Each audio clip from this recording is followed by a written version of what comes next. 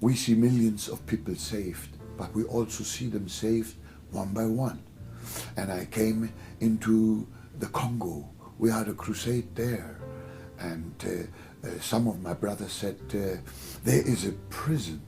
You must go and you must go and see it. You will never believe. It's as if it is medieval times. My crusade director said, I preached there a couple of times. Some of these prisoners got saved. Please come along. I went. I entered the prison. I saw about 50 men condemned to death with thick chains welded to their wrists and welded to their ankles. They could just move very, very slowly in chains, ready to be executed, to be hanged. And when I entered the prison, they all sat on planks, and one was leading the singing. And the song was, "This is the day that the Lord has made." And they shook their chains in rhythm, as Africans can do so well. This is the day that the Lord has made. It sounded eerie to me. I just sat down on the last plank. I watched the song leader, and suddenly the Holy Spirit spoke to my heart. He said to me, tell the song leader he will be released and he will preach the gospel. I thought by myself, Lord, are you sure? The Lord said, I'm very sure. Tell him. He said, okay, I will obey. I called an interpreter. I said, I would like to speak to the song leader. They brought him. And I opened the conversation. I said, what is your name? He said, my name is Richard. I said, Richard, God spoke to me about you. You will be released from prison and you will become a preacher of the gospel. I saw his face turning bloodless. He turned around.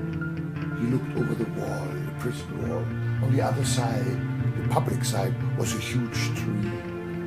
He said to me, can you see that huge tree? I said, yes. He said, once a month, the hangman comes from the capital, Kinshasa. We are all lined up outside at that tree. Then the hangman throws a rope over one of the branches, puts the noose around the first neck and pulls him up, using the tree as a lever. And when he is dead, he lets him down, takes an axe to hack off his hands to retrieve the chains and the feet. And then number 2 gets the noose. And number 3 and number 4.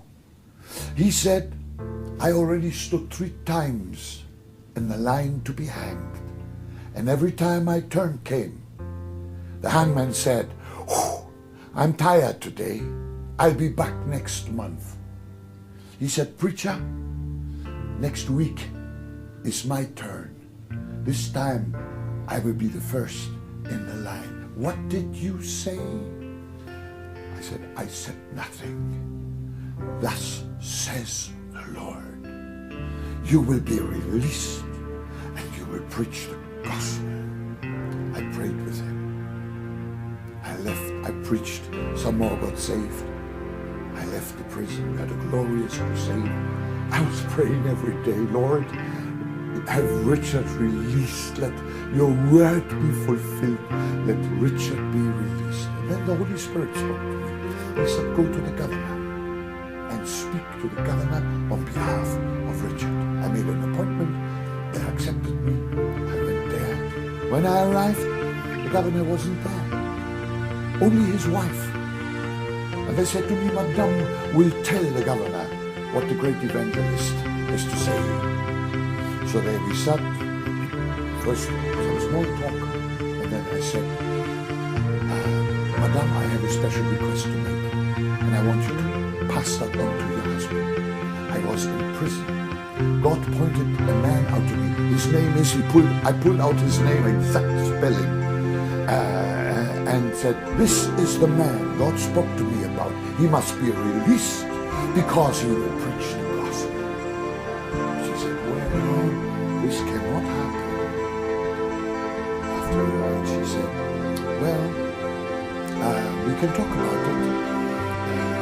If you would pay for the education of our children in the United States of America, we might consider it. I said, Madame, first of all, I have no money. And secondly, I would never do that. Wow, was she offended. She jumped up. She was angry. She turned around. She walked on her way out. And I thought I had messed up everything for my children. Then, before she left, she turned around one more time. And I said, Madame, before you go, let me tell you one more time. God says Richard must be released because he is to preach the gospel. She slammed the door and gone she was. And somehow in my mind, I thought, just my mind was thinking, Richard is going to be number one next week. The crusade is done. I went back home. Little while later, the phone rang. Somebody said to me on the phone, Richard is released and he wants to go to Bible school. He wants to study for the ministry. I said, I pay for his education. For 4 years he went to the seminary to study the Word of God.